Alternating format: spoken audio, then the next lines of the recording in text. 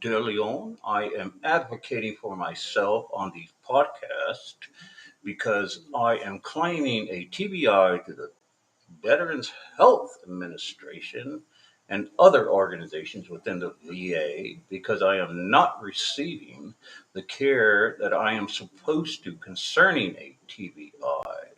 I am not saying that the Veterans Health Administration is a bad organization. It is a fantastic organization.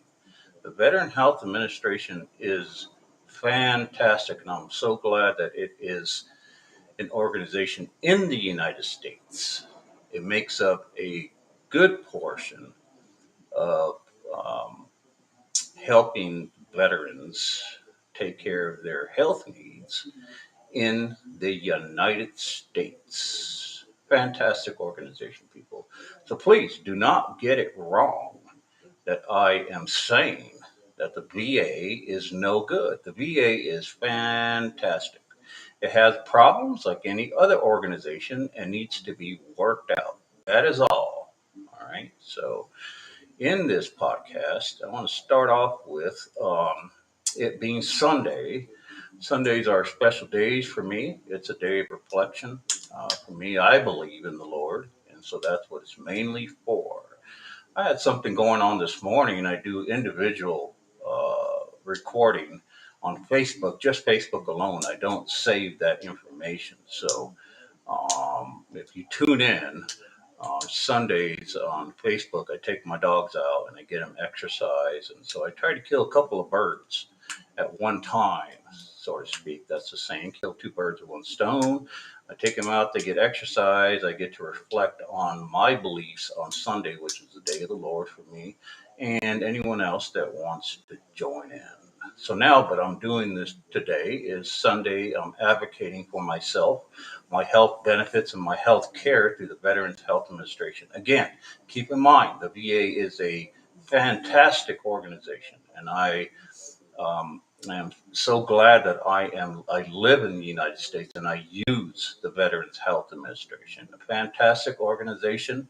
But I am in a state of purgatory with the Veteran Health Administration, and I am trying to move it forward to get the care and the benefits that are associated with my disability, which I am not. I'm being medically neglected through the VA, and I need to express that to get the standard operating procedures to be applicable to my situation. My situation is a little unique in its way, which are, everyone thinks their situation is unique, but mine's unique in the way, in the fact that I have a central nervous system dysfunction, and also when you have vague, it's vague. My condition was vaguely reported while I was overseas because I'm a tough guy, and being a tough guy doesn't always pay. So, but naturally, I am a tough guy. I was a tough guy growing up because I grew up in poverty, and really poverty. It's real poverty. Poverty. Um, you A lot of folks think that they live in poverty, but they actually don't. I grew up in the I'm 54, so I grew up in the projects here in Tucson, Arizona. I live in Oro Valley now, but Tucson, Arizona at the time, and there wasn't a lot of government assistance back at that time. People were struggling to just to get by because there wasn't a lot of options for people to um, sustain their lives. And so, but at the time I was growing up, I was living in the projects, and that it was a poverty-stricken, government-run operation. Right. So I learned how we learned how to get by with very little. All right. That means healthcare. If we had a situation going on with us, as far as getting injured or, any natural things, toothaches, whatever. We learn how to deal with without health care. So I grew up that way. All right. So I know what it's all about to struggle or now just naturally be who I am and go along with this. So that's part of my history with healthcare and it moves with me. It moves with me. So I'm 54 years old and lots of things have changed. People don't change, they learn. And I'll get to that. But that's my understanding of life. People do not change, they learn. All right. And I've learned to stick to what I know best, which is being a tough guy. Healthcare, never, if I get injured, the first thing I think of is not going to the physician, to the emergency room or going to a doctor. I don't do that. It's not part of how I was brought up to, take care of myself. And it doesn't bother me that that happens. It's just that's the way I am. Okay, I'd rather self-assess it because that's how for me it means more for me to self-assess it immediately and move on with it. And that's the way I am. I'm not blaming my injury now today that I have a TBI on just that fact and that situation, but it is part of integration that I have been dealing with since I was a kid because of my history. Okay, so not a big deal. And there's a lot of people like that, a lot of folks. Okay, even though there's standard operating procedures with the military when you get injured, but you can tell me that all day. And so moving on with that, today is Sunday, it's Reflection Day, it's the Day of the Lord, and we're going to chat about a couple of things, but mainly my my issue with everything is stemming from me advocating for my TBI through the Veterans Health Administration. Okay,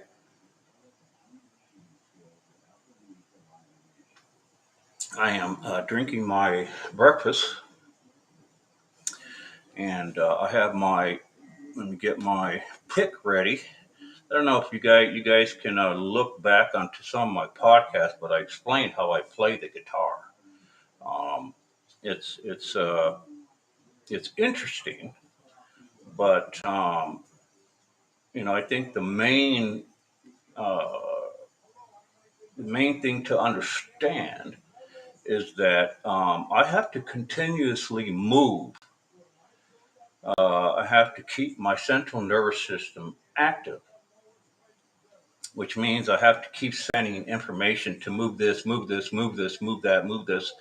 And if I keep moving around like I have Tourette's, if I got to keep bouncing my foot, my body, not individually my foot, me particularly, but if I jerk around a little bit, like I shouldn't use that word, but if I mess around a bit, if I mess with my body to keep it moving, just move like this. That's why I say Tourette's, because Tourette's they do a lot of that. They move their body like this. That's what they do. But if I do that, it keeps the signal from my brain, which is dysfunctional, to whatever body part I want to try to move. And it does send a signal to move it, but it's dysfunctional. So it's involuntary. I can't voluntarily move my thing. So the other day, I posted, well, how do you hold your pick, when you're playing guitar? Well, what I do is, since this is the pick here, guitar pick, okay? And so what I do is I put it on the arm and the hand that doesn't work voluntarily, it's involuntarily, and I stick it in there so that way it has a foundation to hit something and stay steady. So it hits the bottom of my hand, and what I do is I close my fingers on it like I'm holding it, and so when I want to, let me get it in position. So when I want to play, what it does is I have it set like this, so that way when you push it, it hits the back of my hand, right? So once it hits the back of my hand, it's not going to go anywhere. But the problem with my dysfunction is that I can't hold it. So the more I put pressure on it and I pick it, and I use it, it starts to get out of place. It starts to move out of place. And so I lose it. So there's only so much I can do to, playing guitar. But, I don't give up, people. I wanted, I try to find a way to do something all the time. So, I've been curious because I used to play guitar before my injury. And, now I'm curious to see how I can do it, right? It's part of my character. I want to figure out, is there a way I can do it without having to go overboard on figuring out a way to do it, right? So with that being said, you'll just hear me pluck around a little bit. I like to. I got my. Um,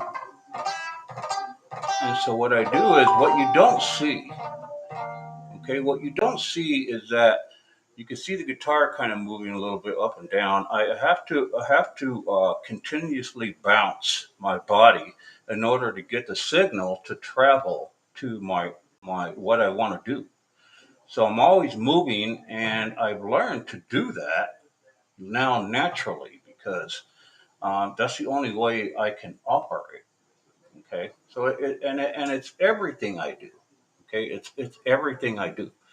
So it's waking up in the morning, grabbing, getting my pills, drinking, eating, doing everything. I have to,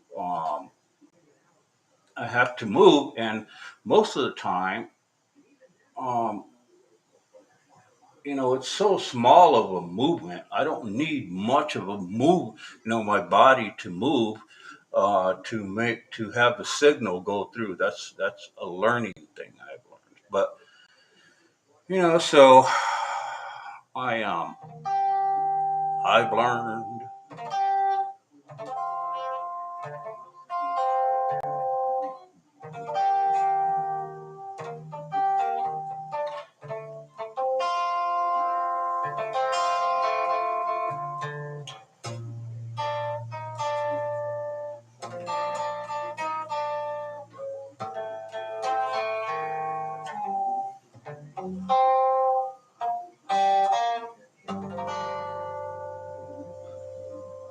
Okay, so that's what I do.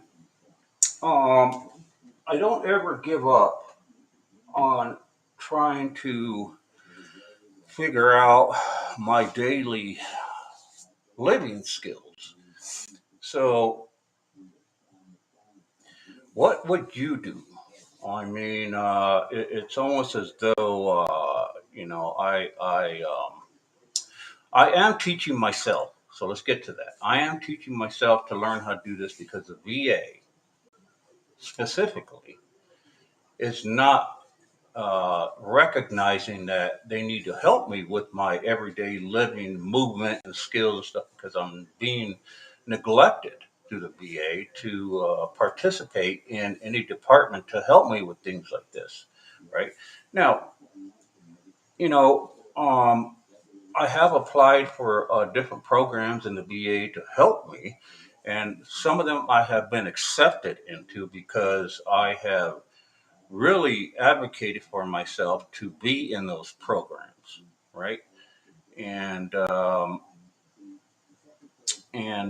good majority of them, most of them have to do with financial programs, right? Like financially do this, financially do that, because the way I see it is if I'm not getting any help to medically take care of my body, my mind, and my body, and all that, then, you know, how am I supposed to live? If I can't work, my brain. I have not been feeling very well after they took my tooth out of my head. I'm going through this progression of losing the function of this area here, and I'm actually going through it right now. I'm having problem with moving my head now to the right. I have to move my body, whereas before I was able to do this little. See, this is to the left. I was able to do this to the right also, but I can't. So now I have to move my entire body to the right because of this tooth. I'm also having some auditory issues with my right ear. and my jaw power. So when I say jaw power, I talk about chewing. So when I chew, I don't have the power to really, you know, bite and like tear some chicken or something, or bite really hard. I'm losing the function of that. Also, if I chew, the more I try to do it, chew on my food, I get tired, and it becomes very I can't do it anymore. So I have to pause and then chew again. So I'm losing function of that. Okay, and I don't know what else I'm losing here, but I'm evaluating as we go on. And it takes a day or so for it to actually start, which it did. And I got this done, I don't know, a couple days ago, the tooth pulled. But it takes a little bit for me to recognize what I'm losing. So I don't know I'm losing it until I have to actually do it. Or I do something and I'm like, hey, that's not normal. What's going on? And then I evaluate it and I think, oh, I'm losing that. So it doesn't. So I deal with that all the time, and I've dealt with it throughout my couple of years that I've been trying to advocate for getting this diagnosis of a TBI because it's a central nervous system dysfunction. Okay. Now I have got. I was talking about it this morning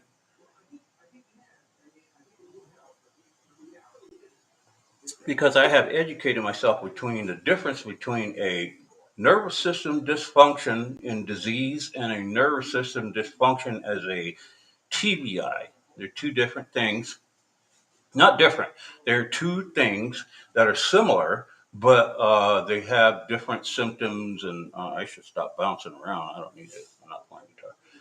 So, and so I've learned what the difference is between them. And when you check off the boxes to isolate what exactly it is, because I've had some questions from people on this podcast about how do you know it's not a central nervous system disease, right? So I had to explain why I believe it's not a central nervous system disease. It's a brain injury that's causing the central nervous system dysfunction. So once you start checking off the boxes of, well, what are the symptoms usually of a CNS disease versus a brain injury, CNS dysfunction. And once you do that, then you isolate why it is what it is. And mine's a brain injury. Main reason, the story behind the injury is the most evidential piece that I have. Bump on the head, head injury here on the side would cause what I got today, right? If you missed it, there was a story this morning. I did tell the story, all right, of going through the convoy and my mission and how my lead supervisor, the higher up, the person in charge of the convoy with us, a very religious person, was having a premonition, I suppose. Very religious person. He's a Mormon, and he ended up helping um, the whole situation of how I was injured, and I completely believe it to this day that he helped prevent me from losing my left leg completely, and so I reflect on that from here on out. So if you didn't hear the story, I might tell it some other time. But I'm doing this podcast to advocate for myself. It is a Sunday, and I wanted to touch on the changes going through what's happening these days. It's been taking a lot of time, people's time. It affects everybody, and I wanted to try to transition that into my situation. So, um, advocating for myself for a TBI, it has been very, very difficult. Um, I have ran into some blockades, some issues with people, and most of it's all of it's usually people. I mean, I've tried to address it, and people have not been complying to their own standard operating procedures to get me into the follow through of assessing my TBI because I have a TBI. So it's no longer a medical anomaly to which I am diagnosed as being an anomaly. It's no longer a case of, well, what is it? Okay, it's a case of of neglecting. It's a case of being neglected medically and beneficially. All right. Now, I'm having a problem with it, and both come into play. Beneficially, it's been difficult because people who are trying to assess me. Some people are very beneficially. Um, they have a disposition of really being attentive to it beneficially, like monetary getting benefits from a claim. And I've been having problems with that where I've had people they actually have blamed me for conducting how and why I've been receiving the benefits I have to this day. And it's been like I said, they're inclined to put me in a bucket, a veteran bucket of being fraudulent. They won't admit it, of course, and but they will. That's their position of protecting or thinking that they're doing the right thing, right? Because of all sorts of factors. You know, my condition, my situation overall has been deemed not enough evidence, right? So at some point, it's, there has to be enough evidence. We have to create the evidence. We have to tie the whatever we have into the evidence of it being what it is. Okay, and that's what I've been dealing with most of the time is people's opinion, people's professional opinion, people's professional medical diagnosis, or I would just say it's a prognosis, and most of it's a flyby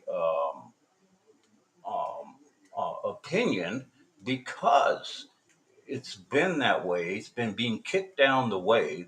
They call it the can being kicked down the road that I have been experiencing because of the lack of information. So I'm stuck in this purgatory of there not being enough information. And it's been continually following me.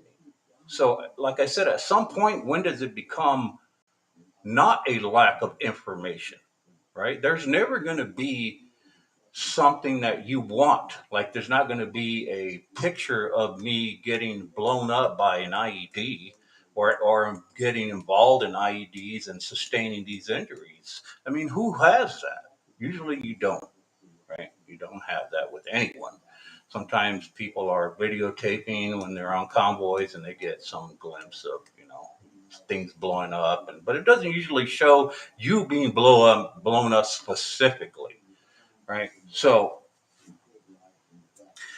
this is following me, and it's been very difficult to advocate for myself to take myself out of this veteran bucket of being fraudulent. That's one of the first things people put you in is a like, well, we don't get how you sustain this injury because, well, we got to get past that. We have to get past that. And that's what I've been trying to depend on from the government, the Veterans Health Administration, is to get past that. Okay. So it's not like you could stamp that saying, well, we just don't have enough information and you're going to have to live with this disability because we don't have enough information and nothing else is applicable to you to try to situate your case. Okay. So you know that's wrong. You know that's completely wrong just by hearing saying that, right? I say that because it's wrong.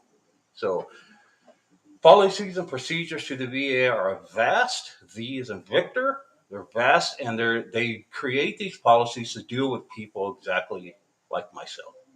Okay, but none of them have been applied to me because because of the lack of procedure from these people to put me in that follow through.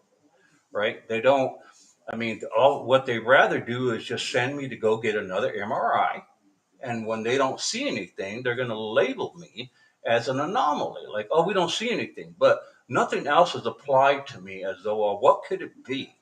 There's no follow through. There's no curiosity or no plan to put me in some sort of medical status to get me something in the meanwhile, right?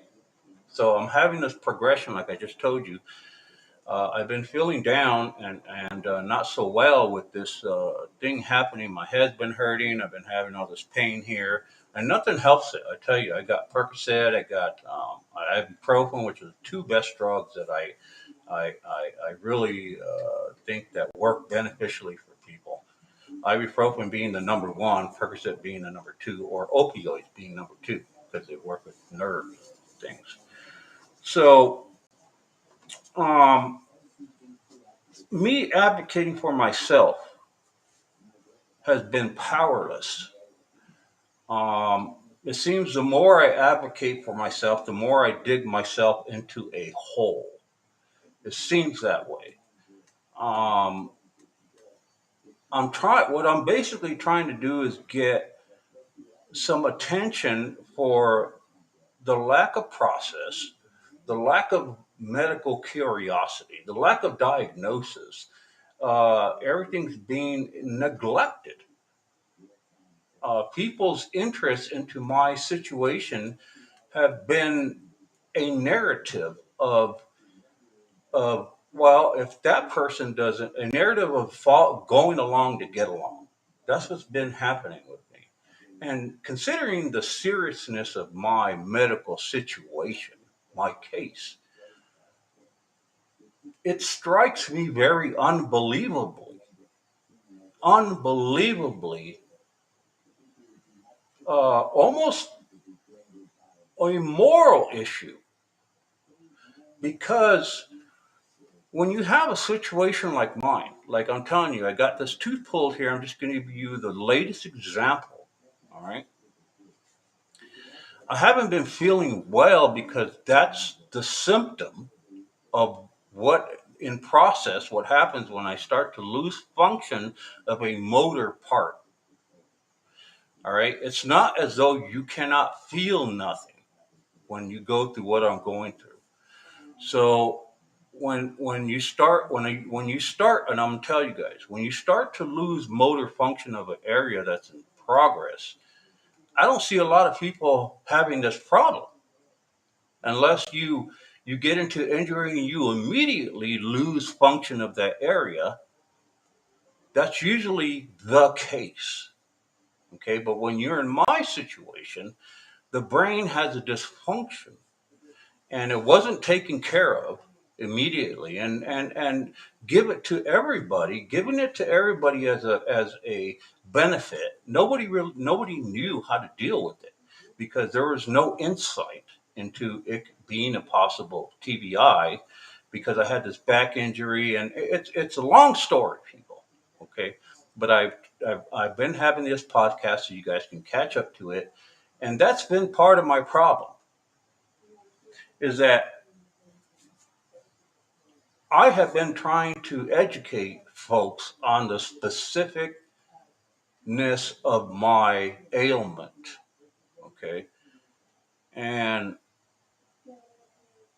it has it since there's not too much knowledge on my specific situation, which I feel is unique.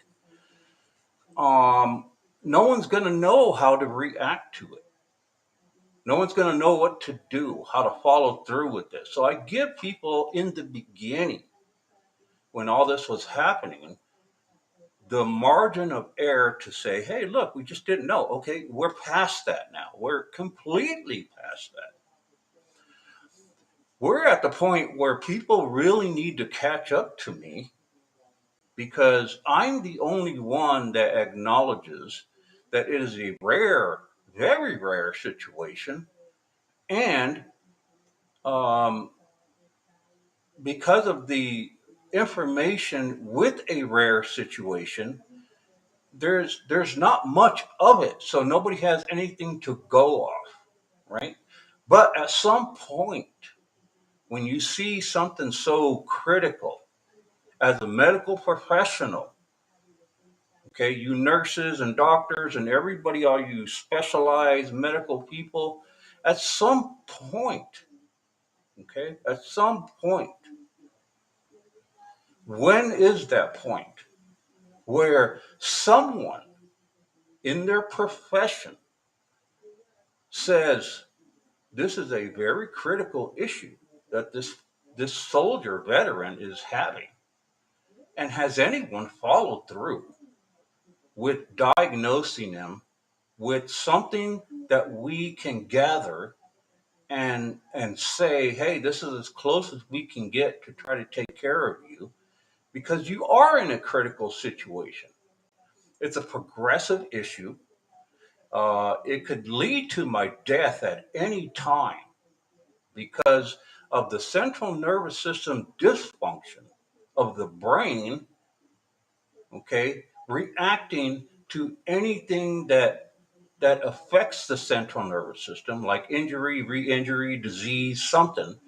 It could be it could be the determining factor of my death. Okay, that's simple. If I get a serious disease in the central nervous system, which controls everything, picks up on that disease and the disease is effective enough to really cause some serious damage to my brain and body, it will be the end of me. Okay, because the dysfunction can't correct it. What it does is it gets rid of. It's a negative thing. It gets rid of the function.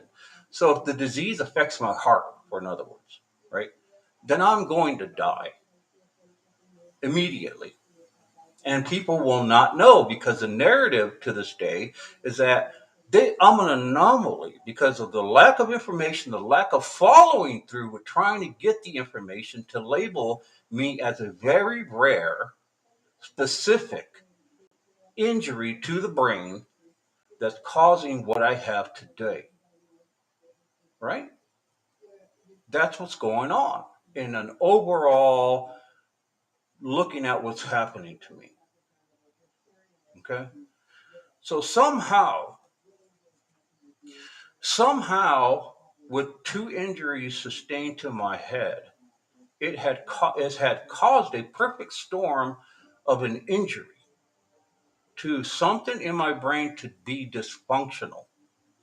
Okay, and I'm telling you guys, it has absolutely not helped that in my character, as I put it earlier, that I haven't, I didn't get injured and go see a physician right away.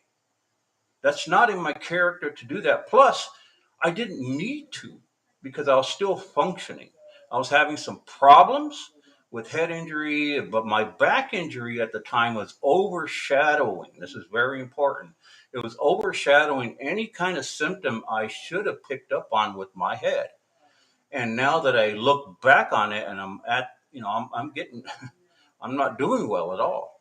I can recognize, wow, if I would have thought about that earlier, I would have completely went to a physician and said, I have I'm going to have this rare, brain injury. I think I should see you.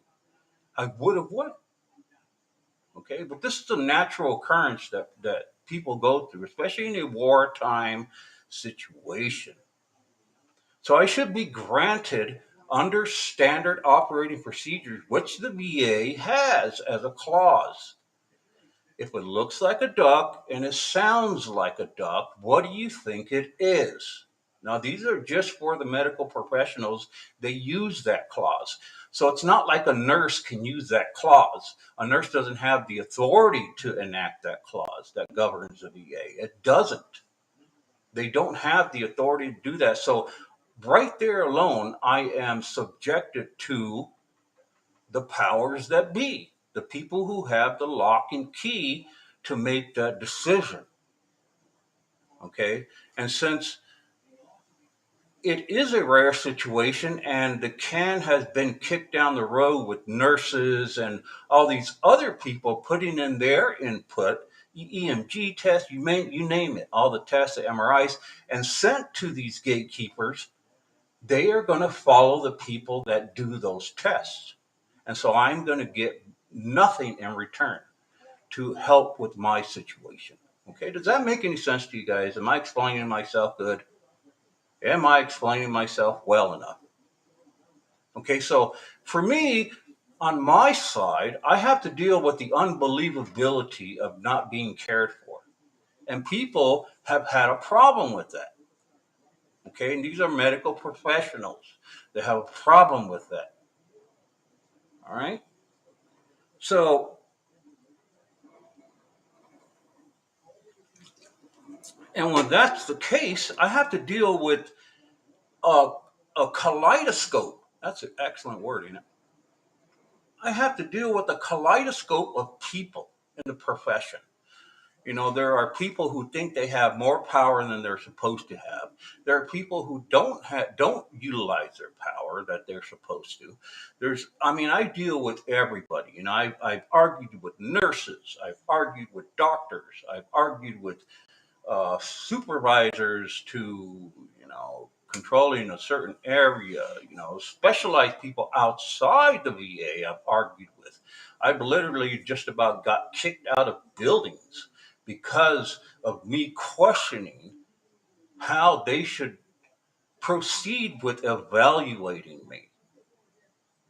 Okay, does that make any sense? I go in, I get referred to from the VA. Usually I try to keep it connected because if I do it on my own, then there's no record of me trying to, take care of my issues. So I understand there's a lot of things changing in our world. Now I can say change because these are policies and procedures. Those do change. It's the people that don't change. It's the people that learn. Okay. So there's a lot of issues I've been dealing with, trying to contact my Congress and senators, and I mean, you name it. I've been down 8 to 10 years. People, the can you imagine the effort I have already put in to try to get my situation under control, my situation recognized, my whatever it is that I have to do. I've been trying to do it. Okay. It has taken that long. Now, in the beginning, this is a very important piece of information. In the beginning, 2010, 11, 12, whatever, that time, every veteran in the country, every veteran has had to abide by the lack of progress that the VA was trying to make to get veterans connected, service connected. You remember it was about a 2 to 3 year wait that veterans were complaining. Hey, where's my diagnosis? Hey, where's my benefits? Hey, where's my, getting in to get an evaluation? Hey, how long do I have to wait? I got evaluated. How long? Remember that in the beginning? Well, I was subject to that myself. So if you start to add all of this up for each veteran was in their own situation, but the majority of veterans were just dealing with getting some stuff service connected and taken care of. Then you got people who have specific information, okay? and they were elevated to a point where they had more severe specific stuff, and they were being taken care of because either two reasons. One, they were taken care of overseas, and they were able to get some care, so they were transitioning from the care they have already documented. And then you got the other ones who were lacking the information, and they were trying to get that stuff documented, but it was being followed through. All right. And then you got me and people like myself who are in rare situations, who have been reluctant to address their needs and their ailment because they were in a specific situation to where they were able to move. They were able to address their medical needs when they got home after touring in their wartime.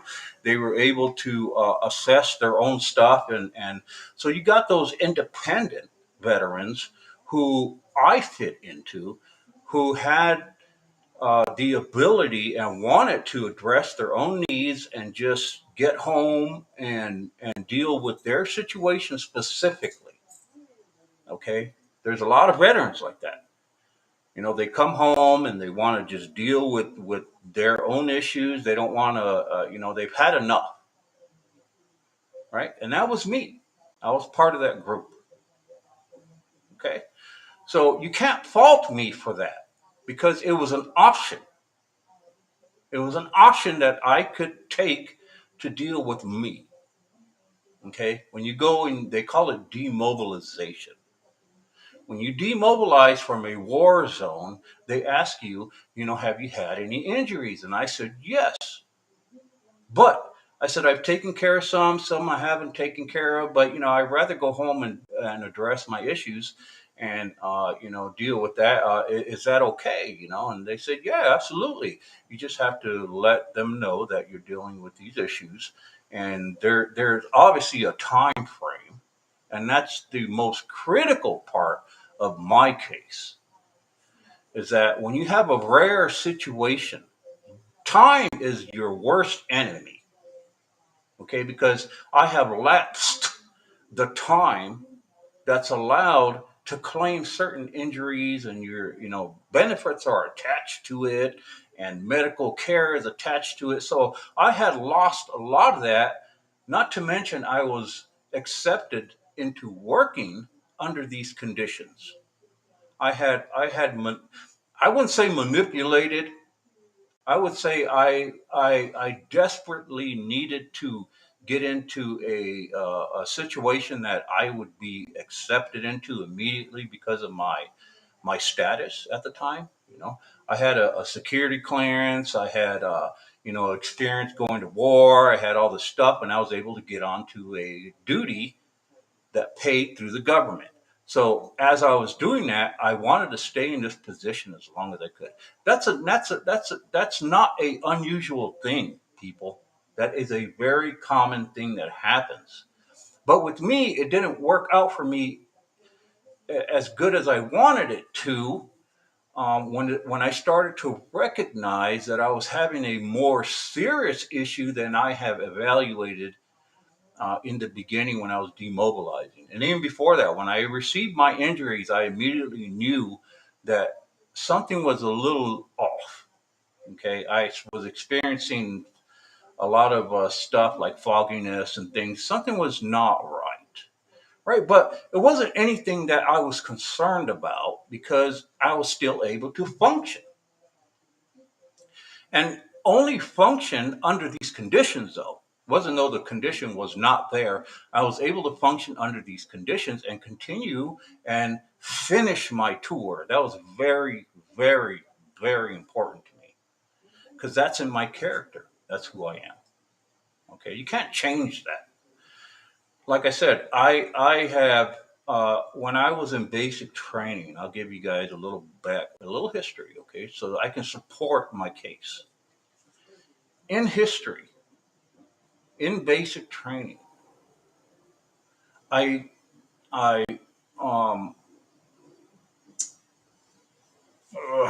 I I'm having a little difficulty with this thing. I don't feel good, but I'm going to move through with it. I okay. So in basic training, I had fractured both tibias, which are your legs. It's the bone that goes from your knee, the bottom of your knee, which is your chin, your shin. So I say shin, your shin bone. At the top of your shin bone is your tibia. It like flares up, and then it supports your knee. Right. Well, those I have fractured. I fractured both of those. They called it a mild tibia, but when I talked to the doctor that was there, he called it a mild to severe fracture. Okay, because both of them were fractured and they were susceptible to getting worse because of my situation in basic training. What are you going to do in basic training when you get injured? Huh? Are you going to say, "Hey, time out"? No, you have to continue doing what you're doing, or you recycle, which means you start over. And I did not want to start over because I wanted to get to the whole wartime situation. Okay, I volunteered to go to war so I can help. And that's the duty of an American. That's what we do, right? So at the end of my basic tour, or my basic training, you have to do a run. And the run is timed on your age and the time allowed to run, right? A 2 mile run with the Army. Well, I passed with two fractured tibias, and they were active. The tibia, the mild, they call it mild tibia. It was act. I mean, I had just received it not too long before that, and it was very sensitive. But I passed my 2 mile run with two fractured tibias. Okay, that's who I am. That's nothing unusual. There's a lot of people like that do that, and I did it, and it wasn't a big deal. So I passed. Okay. But that right there, folks. That right there takes some guts. And I had it. Okay. So, I had a lot of things planned out while I was in basic training. I some things, some of the my career ideas had changed a little bit while I was going through basic training, and then my EIT, which is a additional training for the military. And then when I got to my wartime zone tour, that it changed a little bit, but I was on track with what I wanted to do. And while here's where the confusion happens. Okay, this is for record. This is for record. When I finished my tour, I got home. I elected to take care of my medical home. And so I did. So I was reluctant to point out some of the things that were going to keep me there in the military under medical care to address. And I didn't want to stay there anymore. I wanted to get home and start my career and be with my family and deal with what I had to deal with, because I wasn't losing the function of my legs. I was having problems with like sciatica, and I was thinking, oh, but I was having some weakness. I was foggy. I was having some head problems, some of this, some of that. But since I was able and allowed to go and deal with my medical stuff, um, I was going to do it and follow through with it.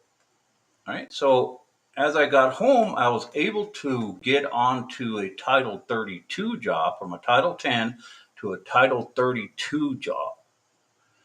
Okay, under the conditions that I had, because I wasn't experiencing any motor loss from my legs. I was having weakness. That's different. So I was having weakness. It was sitting there waiting. My disability was sitting there waiting, the dysfunction, to fully manifestate, to come out. Okay, but it was already happening. It just needed a little nudge, so to speak.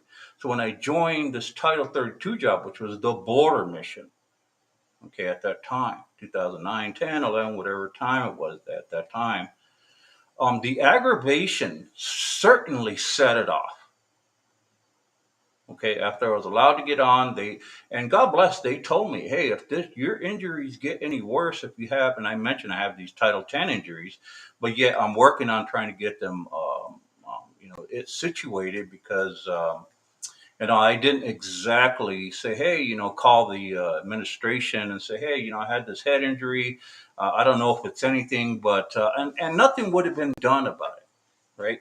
It would have taken some time for them to actually do something. It could have been, it would have worked out for me if I would have did that. But again, considering my situation that I was in, I wasn't in any rush to get it documented. Right? I wanted to work. I needed to work. I needed to take care of my family. I needed to take care of my health. So I was trying to follow through with it on my time. Okay. So as I moved on to the job, it aggravated it. I started to get more weakness and I was concerned about it. So I started to go through a doctor and I went to physical therapy. I let my supervisors know, the higher up, and they said, okay. And so I ended up getting a date for surgery. And so I did. And I got a date for surgery because it was getting that bad where I was starting to lose function on my left leg. And if you heard the story this morning, you would understand there's a connection between losing my leg and really losing my leg. I almost lost my leg completely over there. Um, it's somewhat of a little story, but I'll try to tell it sometime. And so I got the surgery. It's called the lumbar laminectomy, L4, L5, S1, and it ended up hurting me more than helping me because since I had a nervous system dysfunction in the brain, I didn't know, and no one else knew. So the back was overshadowing with pain, pain, pain. I didn't want to, there was nothing else I can deal with but just the pain that was the worst. The thing that was hurting me the worst was my back. Okay. And I injured that overseas also. So I got the surgery and then it started to really present itself. So I started to lose the function, have a drop foot on my left leg. It started to go up. It felt like it was going up my leg, right? But it was just, it was just going away. And so I lost a complete leg with the buttocks and part of the back, like lower back area. And then it moved to the right, and they put me on administrative, like duty in the office part of the mission. And so I exited the mission that way. Okay, on a light duty, which is office job. And then once the mission ended, my legs were already so weak that I couldn't hardly do anything. I was able to still move them, but I couldn't control them as much as I wanted to. Okay, so after it ended, then I was down. I was home and I was trying to find more work as this was going on. I started to notice that I was having some fogginess of my brain, like thinking and seeing, and I just didn't feel connected to anything. And so I was thinking, man, I wonder. And I was already picking up on once it started going to my right leg. I was already picking up on that. Man, what happened? How did I get this? What? And I started to think, oh, was it that head injury? Was it those two head injuries? I mean, I just could not connect it. I could not connect it. And I was having problems already up here. So I finally started to accept that that's what it was, but I wasn't sure. So I started to go through the VA, while I was going through the VA while I was down in this administrative light duty. And I was trying to see if I can get connected to take care of this weakness in the back and the neck, and so I proceeded with it. I started to follow through with it. Now, when I was home after the mission ended, it was getting worse. It just kept moving forward, going up, and this and that. And I started to accept that it was these two head injuries that was causing all my problems. So I was seeing doctors at the VA, right? I was seeing doctors at the VA. I was being sent outside the VA, being sent, seeing doctors in the VA. My legs, I believe, I don't know what point it was, but they were completely not working. Okay, I was begging for wheelchairs. This is where I started to try to receive benefits, trying to get into a spinal cord clinic. I was doing this stuff on my own, no advocacy, and I didn't understand the lack of information that I needed to try to correct at that time. So my unit, I was getting with my unit and saying, "Hey, you guys need to help me with this information. Is there somehow I can get an evaluation to get, a TBI, get a back injury, and put it on as a service connection?" And they were stalling at my Army unit. And I started to have a problem with it. So we started to argue back and forth, and a bunch of things were going on. I learned that my medical records were lost between they were kept in Kuwait, and they were lost between the transition. Some were lost even while they were here from Phoenix to Flagstaff in the back of a truck. They flew out the back of a truck, and nobody can find them. There was a lot of things that were going on that were being negatively impacting my situation. Okay. And as this was going on, I was losing more. I was progressively getting worse. My head was getting worse. This was getting worse. That was getting worse. And no one, it seemed, was willing to advocate for me. That's the most important part. No one was on my side. Instead, I was getting a lot of negativity about, "You didn't get injured overseas." "Oh no, I was in what was the thing I could remember? The intelligence people. "Oh no, I was listening to the conversations, and you guys didn't get injured. You didn't get in." I was going, just a bunch of BS stuff. So the anguish, the mental anguish that I have been through since the beginning has been outrageous. I mean, now that I look back, I think, man, I have really, I have really exhausted myself to try to get something squared away. And the people in this unit were not helping me at all. I was not given the benefit of the doubt because they started to kick the can down the road as well. Like, "Oh no, I wasn't being addressed. I was on this mission," and they thought, "Oh, the mission ended. They're trying to get me back to go to National Guard duty once a month," and they were ignoring everything. They thought I could just pick up and come to this unit, this special unit, which they didn't enroll me in until the very end of my complaints. And they were expecting me to show up on these duties, and I was telling them, "Hey, I have these. I lost my function on my legs. Why do you guys want me to show up? Do you not understand what's going on with me medically?" And I was going through a lot of stuff with them, a lot of back and forth, a lot of ignorance, a lot of arrogance, a lot of neglect, a lot of this, and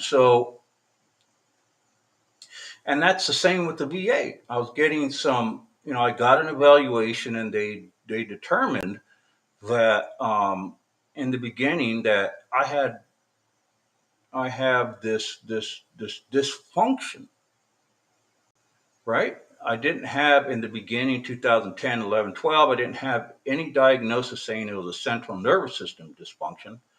I just, they knew I had surgery.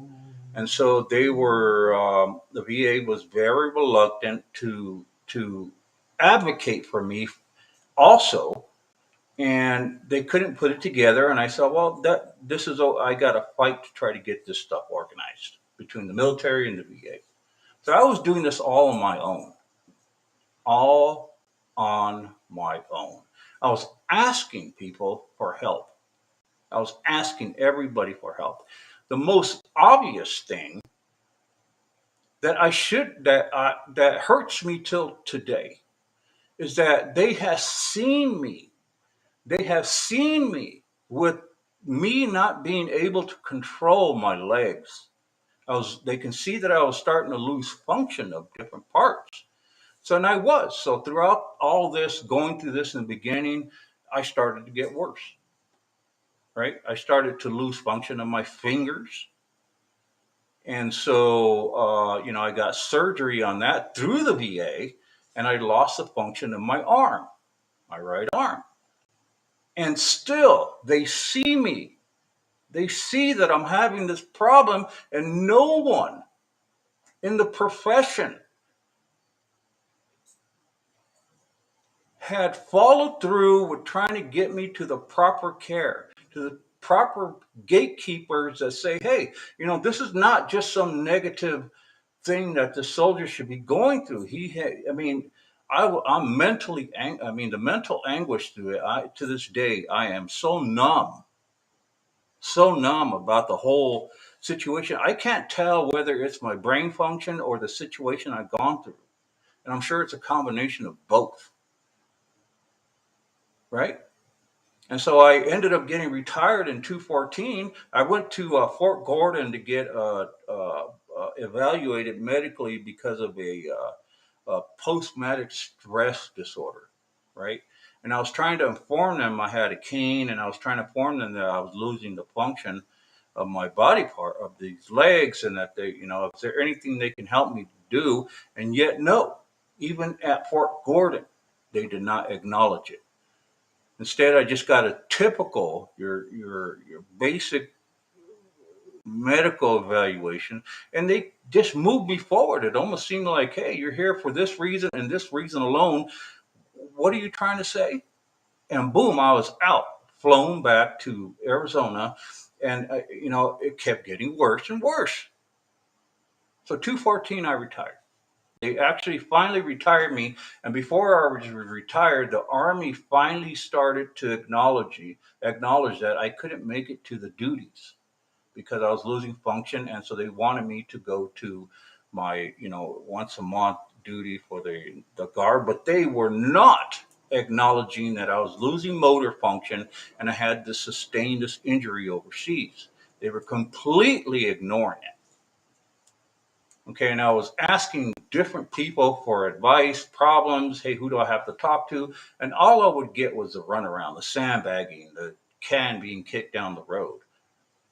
So finally retired. I had to fight people. I had to literally almost get arrested fighting people to try to get into certain programs that were going to help me with what I needed help with. I didn't have any money. I was receiving a low rating um, for my ailments. No one was trying to forward me with these injuries. And I'm telling you, people, they see me. They were looking at me, literally looking. I mean, how can they not look at me with the dysfunction, losing motor function, but they did not put any concern, policy, procedure to forward me to a possible TBI that was controlling everything that I was claiming. I even had a story behind it. Hey, I had, and I was having a lot of problems, people. I was having a lot of problems trying to focus, and I was, at the same time, I was getting blood pressure was up. It was way too high. Then I got pancreatitis, and all sorts of stuff. I can't even remember. But the anguish that I had was terrible. Okay, it was terrible. I've been left behind. And it's just amazing that I cannot believe that the physicians that I dealt with directly did not want to forward my situation when they saw that I was having so much problems with this motor dysfunction. They did not want to. And I kept getting pushed off to every other doctor. I even went to the doctor that's supposed to pass you through the VA to get a possible, I'm talking about a possibility of a TBI. Dr. Herschel through the VA would not pass me through whatsoever. I kept getting pushed to him. I would go to one person, they'd promise me this. I'd go to another person, it all ended up going to this doctor at the VA every now and again. And he kept saying, why do they keep sending you to me? You don't have a TBI. I said, how do you know? And every time I would bring up and try to advocate for me, he would just hang up on me. Phone, I'd see him, and then of course the COVID hit, and we couldn't see anybody. So you know it was terrible. It was terrible, and still to this day, people, still to this day, I have not had a single medical professional except for Dr. Khan. Hold on, the boss is calling me. I gotta answer the phone from the boss. Hey, sweetie, what happened? I know. It could be in the future. It could be in the possible future.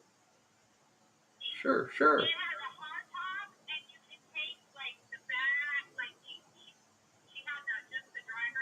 Yeah. Oh, I know. I know.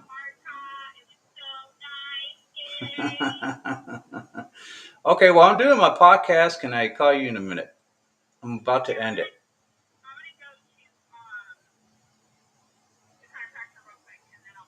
Okay. Okay. Yeah. Well, all right. So just the anguish, just the anguish alone, people, has caused me some problems. It has. I'm not. I'm not focused on it right now because I'm having this progression of keep losing motor function. I had a surgery done, and what really solidified my situation that I have a TBI is that I had received a surgery on my hand here, which is the ulnar nerve. I was losing these fingers, and oh boy, my head is hurting, man. That I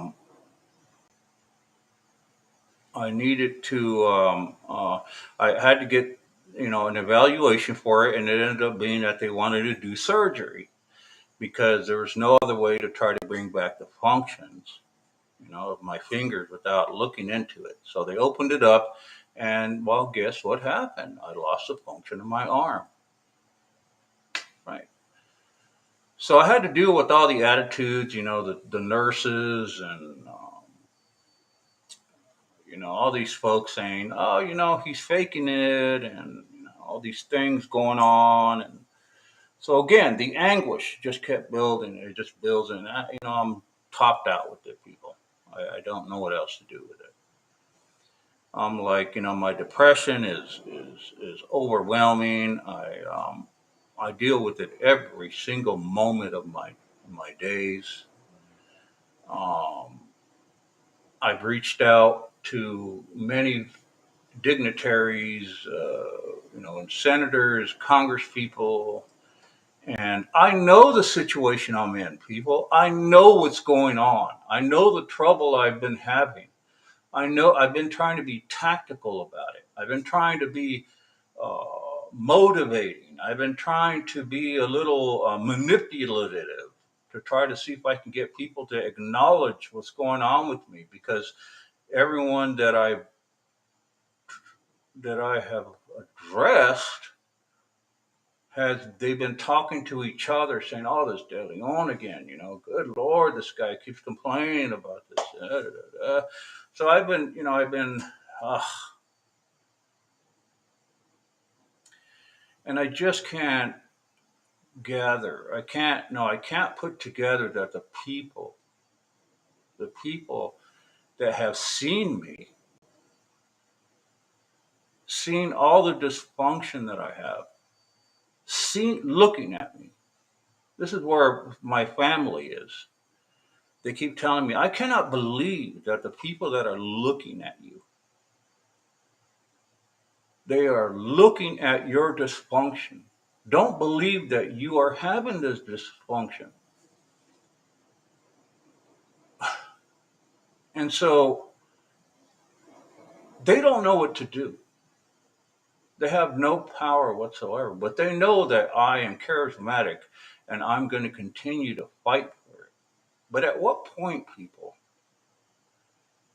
does all these things apply to me? Like they understand my situation and the lack of information and my situation and the rarity of my case has put me in a position, has put me in a position where the gatekeepers, the people are deciding whether I'm a liar or I should be getting the benefits I need to take care of my health. To get some sort of medical management plan to start receiving a possible or how to deal with the possibility of the dysfunction. They don't know what it is. They're not ever going to know what it is. It's so rare. And so I need something to at least help prolong my progression, maybe help prolong my life. And they don't want to move on it. Politicians, I'm so disappointed in them. I poured my heart out in the beginning, giving them 2, 3 page story about my situation, and nothing, absolutely zero. I've had so many Congress people call the VA, and you know what it is now? I've had them call so much and tell them they need to help me that the VA now, they don't even call me. I just had Kirsten Cinema call them, send out something, and no one at the VA has called me and said, "Well, you have a complaint in with Kirsten Cinema, and this is what's going on. We need to." That's usually the process of how they do it, and I have nothing. So what do I do, people? What do I do? Do I just die? Huh? I'll tell you what, though. I'll tell you what. This is the way it's going to go. If those that believe in the Lord, those that believe in spiritual and all this stuff, I have to start being more um, demanding. I have to start being more operational in letting you know how I feel about things, letting you know what I want to do. What are my intentions? Well, if I have the ability, I'm going to haunt. And if I die, which where I'm headed, people, because of the ailment, not just because I'm 54 years old.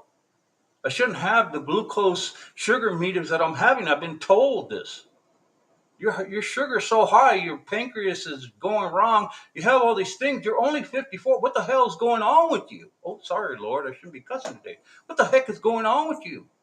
Well, I'm trying. And then as soon as I start my story, they're like, okay, let's move on. Right? Nobody follows through. If I tell them to follow through, all of a sudden they get the information and they're lost. Nobody contacts me again. Right? So I'm going to haunt every single one of you guys and make your life a living HELL. I wish I could do that because you deserve it. The way you've been treating me and my family, I wish that would happen. I'm going to haunt you and your kids. You don't think that's right? Me saying that? You don't think it's right? Well, can you look can you look at the way you guys are treating me? And I'm talking about the VA and outside the VA. Everyone that has contacted the doctors and not followed through with my situation, even though they get the information, and some of them have treated me so badly, rudely, you're definitely going to get haunted. It sounds funny. I think it's a joke because I don't really believe in that. But if I could, I want to haunt you and your kids and make sure you guys pay for how you've been neglecting me. All right. It can be solved, people. This can be easily taken care of if you apply the policies and procedures, if you make adjustments to taking care of what I need. Okay, you can't half but this. You can't half take care of me, and then because you guys are deciding that because my situation doesn't add up according to what the narrative is, then I don't deserve this. I don't deserve that.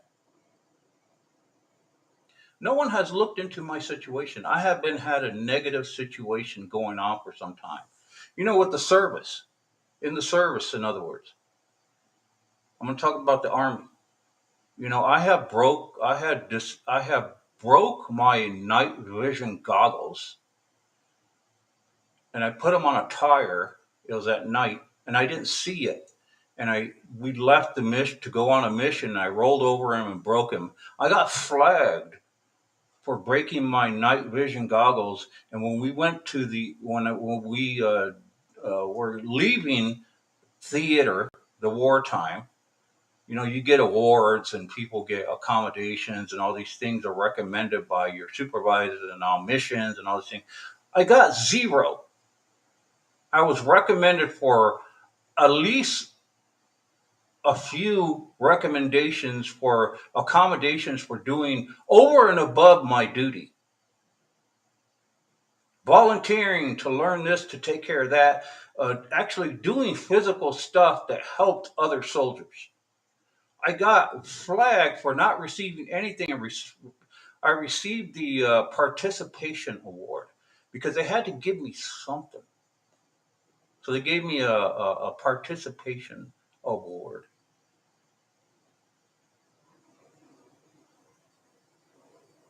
And so that follows me around.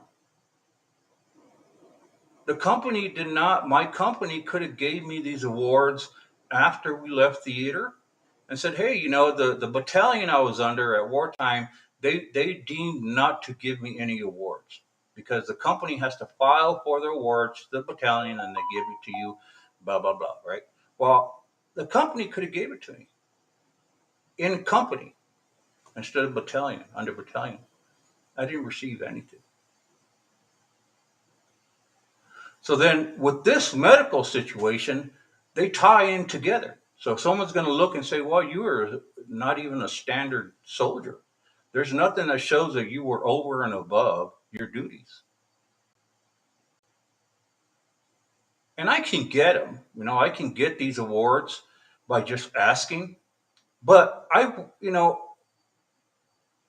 there is, I'm showing you that there's the example of the people that are going along to get along and won't adjust to do their duty to help me in the situation that I am. They won't even say, hey, we can give you these awards. Not one person in the Army side has said, hey, why don't we just give Sergeant De Leon these company awards? He doesn't have to ask for them. Let's just give it to him. He deserved them. He did it. People have put in for him, his higher up, and nothing. We can't just give it to him. Yes, you can, but no one has done it. So it doesn't look like I did anything. But I did receive a TBI and I did sacrifice my body. I'm in dysfunction and I did sacrifice that.